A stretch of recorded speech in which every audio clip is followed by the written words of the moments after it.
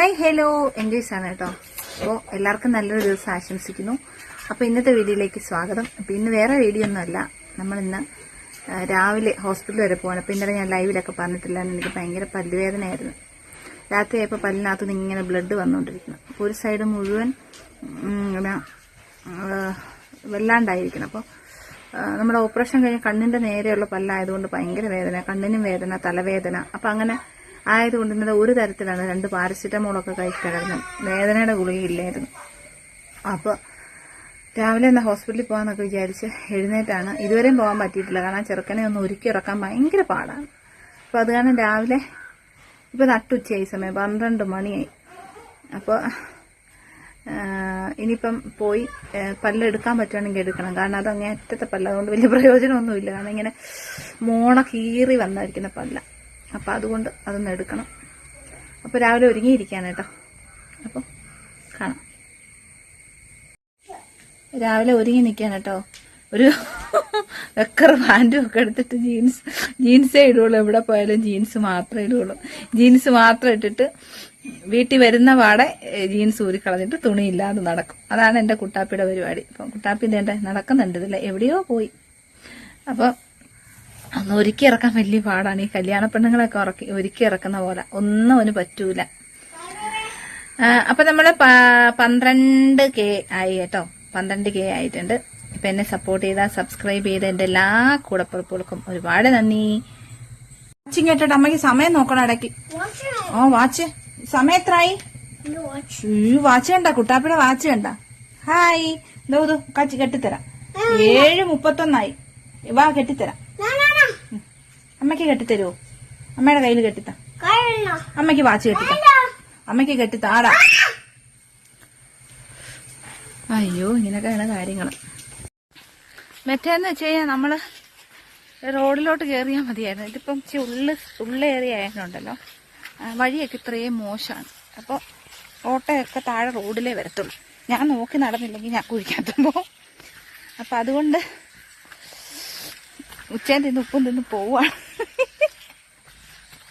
ഉച്ചേൻ തിന്ന് ഉപ്പും തിന്ന് പോവാ. പല്ലെടുക്കാൻ പോവാ. സംസാരിക്കാൻ പറ്റണില്ല, അതാണ് വലിയ കാര്യം.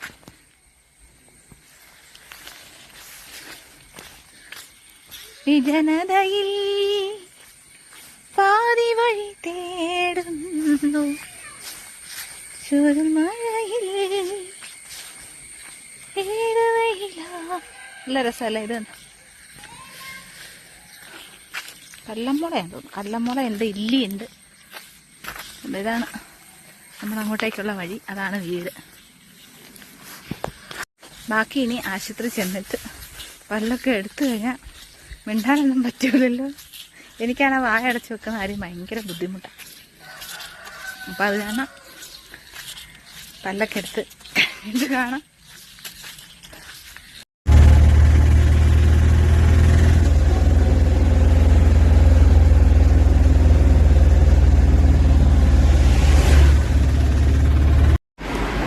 ഹോസ്പിറ്റലിൽ വന്നു.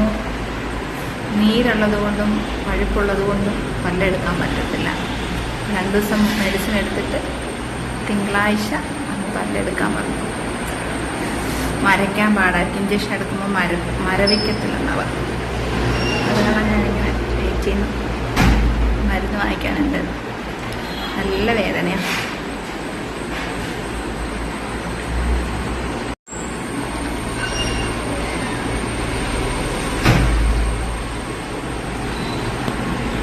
എല്ലാം പിന്നെ തൊട്ടടുത്തുള്ളത് കൊണ്ട് കുഴപ്പമില്ല, അല്ലെങ്കിൽ പിന്നെ കുഞ്ഞിനെ കൊണ്ട് ബസ് കയറിയൊക്കെ പോകും, വലിയ പാടാണ്. അപ്പം എന്തായാലും പുറത്തിറങ്ങിയിട്ട് കാണാം കേട്ടോ. ഞാനാണ് ആശുപത്രിയിൽ നിന്ന് ഇറങ്ങിയിട്ട് ഒന്നും കഴിച്ചില്ല, അത് ചായ കുടിക്കാനായിട്ട് കയറുന്നതാണ് കേട്ടോ. കുട്ടാപ്പി നേരത്തെ ഇവിടെ വന്ന് സ്ഥാനം പിടിച്ചിട്ടുണ്ട്. കുട്ടാപ്പിയെ എന്താ കഴിക്കണ? അതെന്താ അത്? അമ്മയ്ക്ക് തരുവോ? അമ്മയ്ക്ക് തരുമോ? മിടുക്കനാണല്ലോ. പക്ഷെ പല്ലുവേനോട് ഡോക്ടറെ കണ്ടപ്പോ ഡോക്ടർ പറഞ്ഞു കുത്തി വെക്കണോന്ന് പറഞ്ഞു. പല്ലിന് എന്റെ പൊന്നി ചേച്ചി ഒന്നും പറയണ്ട. അതങ്ങ ഒരു പപ്സ് വാങ്ങിച്ചാണ് കേട്ടോ. ഒരു പപ്സ് വാങ്ങിച്ചു. സോസ് വേണോ? മോന് സോസ് വേണോ? അമ്മയ്ക്ക് സോസ് ഇഷ്ടമല്ല. ഇല്ല, ആന്റിയോട് പറഞ്ഞേ സോസ് തരാൻ പറ. ആന്റിയോട് പറ സോസ് തരാൻ. അമ്മയ്ക്ക് സോസ് കൊടുക്കാൻ പറ. അമ്മയ്ക്കോ? യെസ് എന്ന് പറ. ജസ്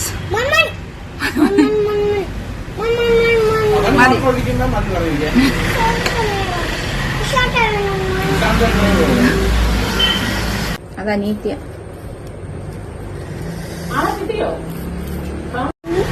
വീട് പണി തീർന്നിട്ട് ഇങ്ങോട്ട് ഇറങ്ങണം ചേച്ചി. നടക്കൂല കാര്യങ്ങൾ. വണ്ടി ഉണ്ടെങ്കിൽ നടക്കുള്ളൂ. അപ്പൊ ഞാന് ആശുപത്രി പോയിട്ട് നേരെ ഇങ്ങോട്ടേക്ക് വന്നു.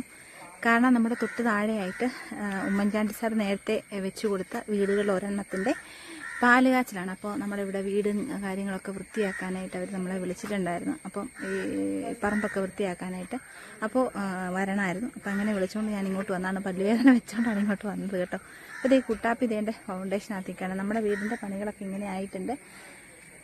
ഇങ്ങനെ മുന്നോട്ട് പോകുന്നത് കാണുമ്പോൾ ഭയങ്കര സന്തോഷം.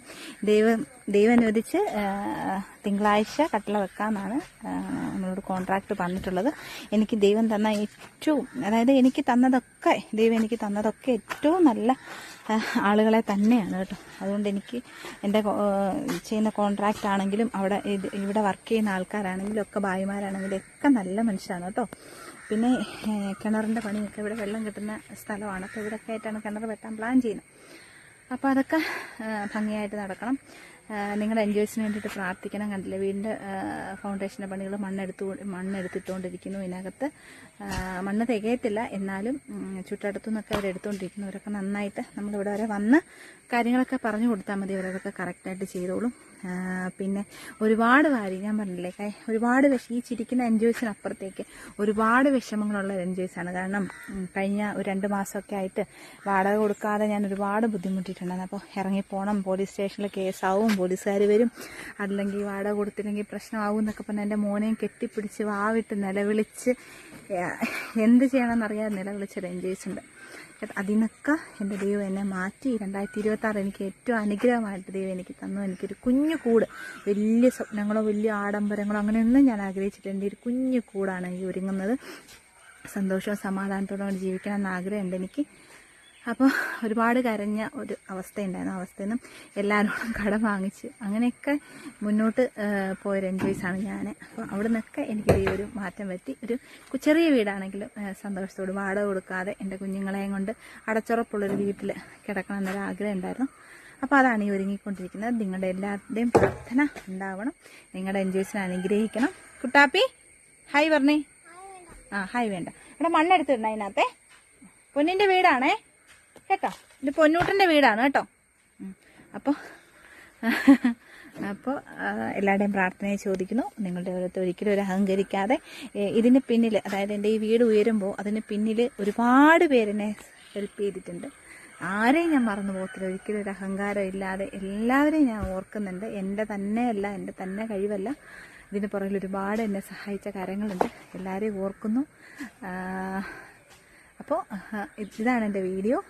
ഓരോരോ വീടിൻ്റെ പണികളൊക്കെ ഞാൻ നിങ്ങളെ കാണിക്കുന്നതായിരിക്കും. അപ്പോൾ എല്ലാവർക്കും നല്ലൊരു ദിവസം ആശംസിക്കുന്നു. Thank you.